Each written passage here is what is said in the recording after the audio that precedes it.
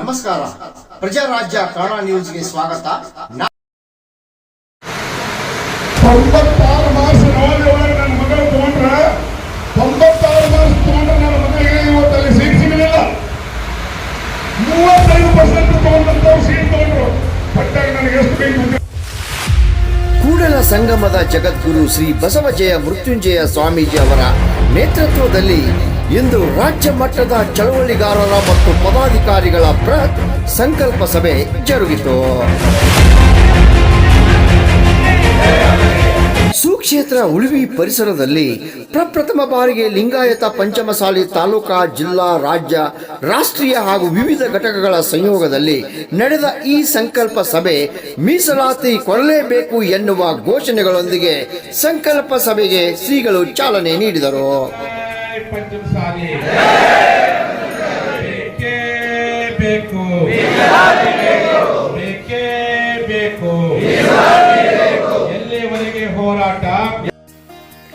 ನಂತರ ಕೂಡಲ ಸಂಗಮದ ಜಗದ್ಗುರು ಶ್ರೀ ಜಯಮೃತ್ಯುಂಜಯ ಸ್ವಾಮೀಜಿ ಹಾಗೂ ರಾಜ್ಯ, ಜಿಲ್ಲಾ ಹಾಗೂ ತಾಲೂಕಾ ಎಲ್ಲ ಪದಾಧಿಕಾರಿಗಳು ಮಾತನಾಡಿ, ನೀತಿ ಸಂಹಿತೆ ಜಾರಿಯಾದ ಕಾರಣ ಹೋರಾಟ ನಿಲ್ಲಿಸಲಾಗಿತ್ತು.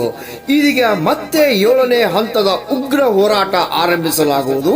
ಮೀಸಲಾತಿ ವಿಳಂಬಕ್ಕೆ ಕಾರಣ ಏನು, ಪರಿಹಾರ ಹೇಗೆ, ಹೀಗೆ ಹಲವಾರು ವಿಷಯಗಳ ಬಗ್ಗೆ ಎಲ್ಲ ಪದಾಧಿಕಾರಿಗಳು, ಮುಖಂಡರು, ಲಿಂಗಾಯತ ಮುಖಂಡರು ಜೊತೆ ಚರ್ಚಿಸಿ ಮೀಸಲಾತಿ ಪಡೆಯಲು ಸಂಕಲ್ಪ ಮಾಡಬೇಕಾಗಿದೆ.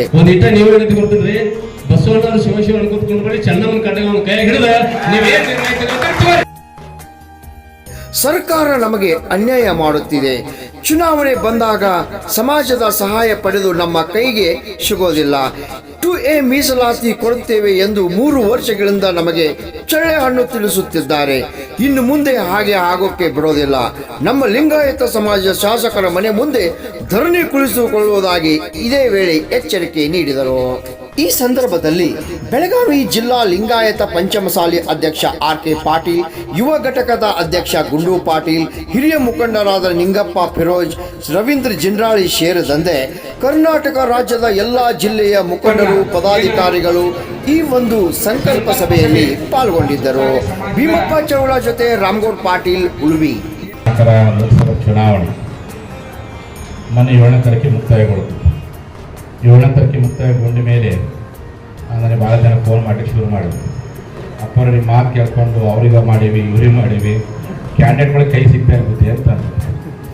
ನಾನು ಎಲ್ಲಿ ಹೋಗ್ಯಾರಪ್ಪ ಅಂತ ಕೇಳಿದೆ. ಒಬ್ಬರು ಮೊಬೈಲ್ ಸ್ವಿಚ್ ಆಫ್ ಆಯ್ತು ಬುದ್ಧಿ ಅಂತ, ಇನ್ನೊಬ್ರು ಮೊಬೈಲ್ ನೋಡಿದರೆ ಫಾರಿನ್ ಹೋಗ್ಯಾರ ಬುದ್ಧಿ ಅಂತಂದು, ಇನ್ನೊಬ್ರು ಎಲ್ಲಾದ್ರಪ್ಪ ಅಂದರೆ ಸಹಜವಾಗಿ ದೈಹಿಕ ವಿಶ್ರಾಂತಿಗೋಸ್ಕರವಾಗಿ ಆಸ್ಪತ್ರೆಗಳೆಲ್ಲ ಕೊಡೋಗ್ಯಾರ ಬುದ್ಧಿ ಅಂತ. ನಾವೆಲ್ಲಿಗೆ ಹೋಗಿ ಬುದ್ಧಿ ಅಂತ ಕೇಳಿದ್ರು. ನೋಡಪ್ಪ ರಾಜಕಾರಣದ ಹಂಗೆ ಇರುತ್ತೆ, ಓಟ್ ಹಾಕೋರಿಗೆ ಮಾತ್ರ ಅವರು ನಿನ್ನ ಸ್ಕೋರ್ ಸ್ಪಂದನೆ ಮಾಡ್ತಾರೆ. ಇವತ್ತು ನಿರೀಕ್ಷೆ ಇಟ್ಕೊಳ್ಳೇಬಾರ್ದು. ನೀನು ಇದೊಂದು ಜಾತ್ರೆ ಇದ್ದಂಗೆ, ಜಾತ್ರೆ ಬರ್ತಾಗೆ ಎಲೆಕ್ಷನ್ ಜಾತ್ರೆ ಇದ್ದಂಗೆ. ಜಾತ್ರೆ ಮುಗಿದ್ರು ಮುಂದೆ ನಮ್ಮದು ಗುರಿ ಏನು, ಜೀವನದ ಗುರಿ. ಅದು ಯಾವ ಗುರಿಯಪ್ಪ ಅಂದರೆ ಮೀಸಲಾತಿ ನಮ್ಮದು ಗುರಿ ಮುಟ್ಬೇಕಾಗಿದೆ.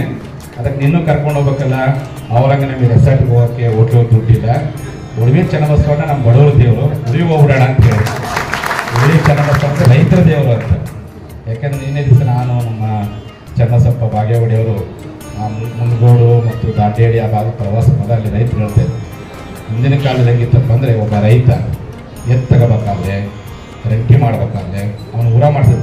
ಇಲ್ಲಿ ಉಳುವಿ ಚನ್ನಬಸವ ಕ್ಷೇತ್ರಕ್ಕೆ ಬಂದು ಇಲ್ಲೇ ರಂಟಿ ಕುಂಟಿ ಎತ್ತು ತಗೊಂಡು ಇಲ್ಲೇ ಮೇವು ತಗೊಂಡು ಹೋಗಿದ್ದಂತೆ.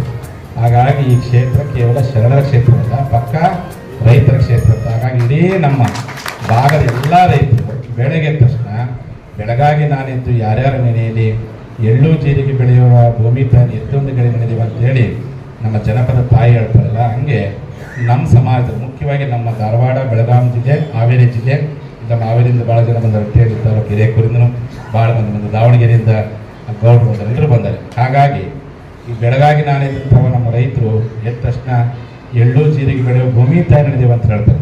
ನಮ್ಮ ಸಮುದಾಯದವರು ಈ ಭಾಗದಲ್ಲಿ ಬೆಳಗಾಗಿ ನಾನಿದ್ದು ಯಾರು ನಿಂತಾರಪ್ಪ ಅಂದರೆ, ಯಾರು ನಿಂತಿದ್ದವರು ಉಳಿಯ ಚನ್ನಬಸವಣ್ಣ ನಿಂತಾರೆ. ಅಷ್ಟಮಟ್ಟಿಗೆ ಉಳಿಯುವ ಚನ್ನಬಸವಣ್ಣ ಇಡೀ ನಮ್ಮ ಸಮುದಾಯದ ಮನದ ದೇವರಾಗಿ, ಮನೆಯ ದೇವರಾಗಿ, ರೈತರ ದೇವರಾಗಿ ಇವತ್ತು ಉದ್ಧಾರ ಮಾಡೋ ಕಾರಣಕ್ಕೋಸ್ಕರವಾಗಿಯೇ ಇಡೀ ಕರ್ನಾಟಕದಲ್ಲಿ ಯಾವುದೇ ದೇವರ ಜಾತ್ರೆಗಳಿಗೆ ಅಷ್ಟೊಂದು ಪ್ರಮಾಣದ ರೈತರು ಹೋಗೋದಿಲ್ಲ. ಪಕ್ಕ ಚಕ್ಕಡಿ ಕಟ್ಕೊಂಡು ಹೋಗಿ ರೈತರ ಜಾತ್ರೆ ಮಾಡುವಂಥದ್ದು ಏನಾದಿದ್ರೆ ಅದು ಕೇವಲ ಉಳಿವಿ ಕ್ಷೇತ್ರ ಅನ್ನುವಂಥದ್ದನ್ನು ನಾವು ಯಾವತ್ತೂ ಮರೆಯಬಾರ್ದು. ಇದನ್ನು ಮಾಡಿ ಇಲ್ಲೇನ ಸಂಕಲ್ಪ ತೊಡೋಣ. ಏನು ಸಂಕಲ್ಪ ತೊಡೋಣಪ್ಪ, ಎಷ್ಟೇ ಕಷ್ಟ ಬರಲಿ, ಎಷ್ಟೇ ತೊಂದರೆ ಬರಲಿ, ನನ್ನ ಕೈಲಿ ಹಿಂದೆ ಹೋರಾಟದ 100 ಮಂದಿ ಹೋಗಿದ್ವಿ. ನನ್ನ ಊರಿಂದ 100 ಮಂದಿ ಹೋಗಕ್ಕಾಗಕ್ಕೆ 10 ಮಂದಿ ಹೋಗೋಣ. 10 ಮಂದಿ ನನ್ನ ಕೈ ಹೋಗಕ್ಕಾಗಕ್ಕೆ ನಮ್ಮ ಗುರುಗಳು ಕರೆದಾಗ ನಾನು ಹಳ್ಳಿಯಿಂದ ಒಬ್ಬನಾದ್ರೂ ಹೋಗಿ ನಾವು ಹೋರಾಟ ಬೆಂಬಲ ಕೊಡ್ತೀವಿ ಅನ್ನೋ ಅಷ್ಟು ಮಟ್ಟಿಗೆ ಸಂಕಲ್ಪ ತೊಡೋಣ. ಈ ಹೋರಾಟ ಮಾಡುವಂಥ ಸಂದರ್ಭದಲ್ಲಿ ನಮ್ಮ ಪಕ್ಷಗಳು, ನಾವು ನಂಬಿರೋ ಪಕ್ಷಗಳು ನಮ್ಗೆ ಏನಾದ್ರು ತೊಂದರೆ ಕೊಟ್ಟರೆ, ಏನಾದ್ರು ನಮಗೆ ಅರೆಸ್ಟ್ ಮಾಡಿದ್ರೆ ಸಂದರ್ಭದಲ್ಲಿ ಪಕ್ಷಗಳು ಬೇಡ ಅಂತ ರಾಜೀನಾಮೆ ಕೊಟ್ಟು ಹೋರಾಟ ಮಾಡುವಷ್ಟು ಮಟ್ಟಿಗೆ ನಾವು ಗಟ್ಟಿಯಾಗುವಂಥ ಸಂಕಲ್ಪ ತೊಡೋಣ. ಇಂತಹ ಸಂದರ್ಭದಲ್ಲಿ ಎಷ್ಟೇ ಕಷ್ಟ ಬಂದರೂ, ಏನೇ ನಮಗೆ ಸಮಸ್ಯೆ ಎದುರಾದರೂ ಸಹ ನಾನು ಒಂದು ಹೆಜ್ಜೆ ಮುಂದಿಟ್ಟಿದ್ದೇನೆ. ಆ ಹೆಜ್ಜೆ ಲಕ್ಷಾಂತರ ಹೆಜ್ಜೆ ಆಗಿದೆ. ಆ ಹೆಜ್ಜೆಯಲ್ಲಿ ಇನ್ನು ಸರಿ ಪ್ರಶ್ನೆ ಇಲ್ಲ, ಅದು ಮೀಸಲಾತಿಯನ್ನು ಪಡೆದೇ. ನಿನ್ನೆ ನಮ್ಮ ಧಾರವಾಡದ ಮಾಧ್ಯಮದಲ್ಲಿ ಕೇಳಿದ್ರು, ಸ್ವಾಮಿ ಇಷ್ಟೊಂದು ಆಟ ಯಾಕೆ ಹಿಡಿದಿರಿ ಅಂತೇಳಿ. ಇಲ್ಲಪ್ಪ, ಜನ ನಂಬ್ಯಾರೆ.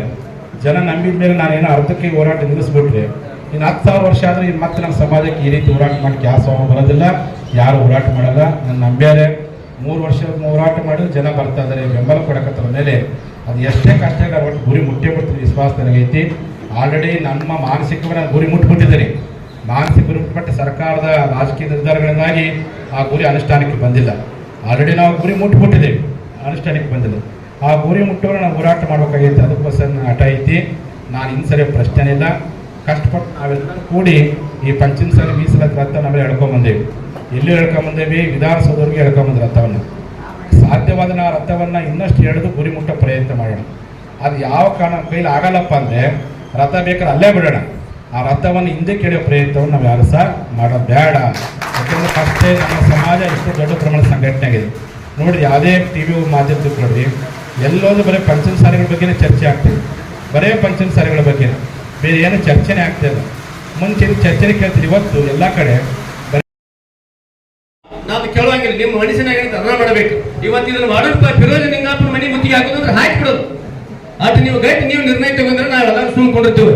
ಈಗ ಏನಾಗೈತಿ ಗೊತ್ತಂದ್ರೆ, ಈಗ ನಾ ಹೇಳಂಗ ಆಗತೈತ್ರಿ, ನಾವೆಲ್ಲ ನಿರ್ಣಯ ತಗೊಂಡ್ರು ಸ್ಟ್ರೈಕ್ ಮಾಡ್ತೀವಿ. ಹಿಂದಿನ ಬಾಗಿಲು ಬರ್ತಾರೋ, ಬುದ್ಧಿ ಹಂಗ್ ಮಾಡೋಣ ಹಿಂಗ್ ಮಾಡೋಣ ಅಂತಾರೋ, ನೀವು ಶಿವ ಅಂದಾರು ಹೂ ಅಂತೀರಿ, ನಾವು ಮನಿಬೇಕು. ಇದು ಆಗ್ಬಾರ್ದು. ಮುಂದೆ ದಯಮಾಡಿ ಇನ್ನೊಂದು ನನ್ನ ಸಜೆಷನ್ ಇಡ್ರಿ ನಮ್ಮ ಸಮಾಜದ ಬಂಧುಗಳಿಗೆ. ನಿಮ್ಮ ಕೈ ಮುಗಿದು ಕಾಲು ಬುದ್ಧಿ ಕೇಳ್ತು, ನನಗೆ ಫೋನ್ ಹಚ್ಚಿಲ್ಲ, ನನಗೆ ಹೇಳಿಲ್ಲ ಅನ್ನಕ್ಕೆ ಹೋಗ್ಬೇಡ್ರಿ. ಈಗ ಏನಪ್ಪ ಅಂತಂದ್ರೆ, ಇದು ಹೆಂಗಪ್ಪ ಅಂತಂದ್ರೆ, ಈಗ ನಮ್ಮ ಮನ್ಯಾಗ ಒಬ್ಬರಿಗೆ ಯಾರಿಗಾರೆ ದವಾಖಾನೆ ಇದ್ರೆ ಬೆಳಗಾವ್ ದವಾಖಾನೆಗೆ ತಗೊಂಡ್ ಹೋಗಿಲ್ಲ, ಪಟ್ನ ಎಮರ್ಜೆನ್ಸಿ ಬತ್ತಪ್ಪ ದವಾಖಾನೆಗೆ ತಗೊಂಡ್ ಹೋಗ್ತದ. ಈಗ ನಮ್ಮ ಸಮಾಜ ಎಮರ್ಜೆನ್ಸಿ ಒಳಗೈತಿ. ಏನ್ ಬೇಕಾದ್ರೆ ಸಮಾಜ ಏನ್ ಬೇಕಾದ್ರೆ ಮೀಟಿಂಗ್ ಕರೀಲಿ ಅವ್ರ. ನನ್ನ ಫೋನ್ ಹಚ್ಚಿ ವಾಟ್ಸಾಪ್ ಫೇಸ್ಬುಕ್ ಅದಾವಲ್ಲೋ ಅದನ್ನ ನೋಡ್ಕೊಂಡ್ ಬರ್ಬೇಕಪ್ಪ. ನೋಡಿ, ನನ್ನ ಮನೆ ಬಾಳೆ ನನಗೆ ಹೆಚ್ಚಿರ್ತೈತಿ, ಇವ್ರ ಮನೆ ಬಾಳೆ ಇವ್ರಿಗೆ ಹೆಚ್ಚಿರ್ತೈತಿ, ಎಲ್ಲಾರು ಇರುತ್ತೆ. ನೋಡ್ಕೊಂಡ್ ಇದು ಸಮಾಜದಾಗ ಈಗ ನಮ್ಮ ಮನ್ಯಾಗ ಒಬ್ಬ ಆರಾಮಿಲ್ಲ ಅಂದ್ಕೊಂಡು ನಾವು ಹೆಂಗ್ ಹೋಗ್ತಿಲ್ಲ, ಹಂಗ ನಮ್ಮ ಸಮಾಜಕ್ಕೆ ಆರಾಮಿಲ್ಲ ಅಂತೇಳಿ ತಿಳ್ಕೊಂಡು ಪಾಟ್ನ ಎದ್ದು ಬರೋದಂಗ್ರಿ. ಮತ್ತೆ ನೀವೇನಂತ ಕೊಡ್ತೀರಿ, ನಮ್ಮ ಜಗತ್ತುಗಳಾಗಿದೆ, ನಮ್ಮ ಒಂದು ಅಗದಿ ಶ್ರೇಷ್ಠವಾದಂತ ಸಮಾಜ ಜಗತ್ತುಗಳು. ಇಂತಹ ಸಮಾಜ ಜಗತ್ತಿನಾಗ ಎಲ್ಲಿ ಹುಡುಕಾಡ್ಕೋತ ಸಿಗೋದಿಲ್ಲ. ಯಾಕಂದ್ರೆ ನಾನು ನೋಡತ್ತೇಳಿ 4 ವರ್ಷ ಆಯ್ತು. ಏನಕ್ಕೆ ನಾ ಇದು ಭಾಳ ಉಳ್ಬೇಕು, ಒಂದು 40-50 ಮಂದಿ ಕೂಡಿರ್ಬೇಕು ಅಂತೀವಿ. ನಾ ಗೌಡ್ಗೆ ಏನು 7 ಮಂದಿ ಕೂಡಿದ್ರಿ. ಅಂತಹ ಸಮಾಜ ಶ್ರೇಷ್ಠ ಗುರುಗಳಿದ್ರಿ. ಒಂದ್ ಇಟ್ಟ ನೀವು ಏನಂತ ಕೊಡ್ತೀನ್ರಿ, ಬಸವಣ್ಣವ್ರು ಶಿವ ಅನ್ಕೊತ್ಕೊಂಡು ಬರೀ ಚೆನ್ನಮ್ಮನ ಕಂಡಾಗ ಅವ್ನ ಕೈ ಹಿಡಿದ ನೀವೇನ್ ನಿರ್ಣಯ ತಗೋತೀರಿ. ರಾಜಕಾರಣಿಗಳು ತಾವು MLA ಆಗುವಾಗ ಮಾತ್ರ ನಮ್ಮ ಸಮಾಜವನ್ನು ಬಲಿಸಿಕೊಳ್ಳುತ್ತಾರ. MLA MP ಗಳು ಆಗ್ತಾರೆ, ತಮ್ಮ ಮನೆಯವರು ಬರ್ತಾರೆ. ದಯವಿಟ್ಟು ಇದು ಮೊದಲು ಬಂದ್ ಆಗಬೇಕು. ಈಗ ಒಂದು ಬೈಲೊಳಗ ಕೆಲವೊಂದಷ್ಟು ವಿಚಾರ ಮಂಡನೆ ಮಾಡಿದ್ರು. ನಮ್ಮ ಸಮಾಜದಿಂದ ಒಂದು ಪಕ್ಷ ಕಟ್ಟುವಂತ ಒಂದು ವಿಚಾರ ಮಾಡಿದ್ರು. ಆದ್ರೆ ಅದು ಬೇಡ. ಇವತ್ತಿನ ದಿನ ಏನಿಲ್ಲ, ನಾವು ಎಲ್ಲರೂ ಕೂಡ ಪರಿಸ್ಥಿತಿ ಈ ರೀತಿ ನಾವು ಮಾತಾಡಕ್ಕೆ ಕಾರಣ ಇದೆ. ದಯವಿಟ್ಟು ಎಲ್ಲ ಬಂದರು, ದಯವಿಟ್ಟು ನಾವು ಒಂದು ನಿಮಿಷ ದಯವಿಟ್ಟು ಭಯ ಹೋಗ್ರಿ. 90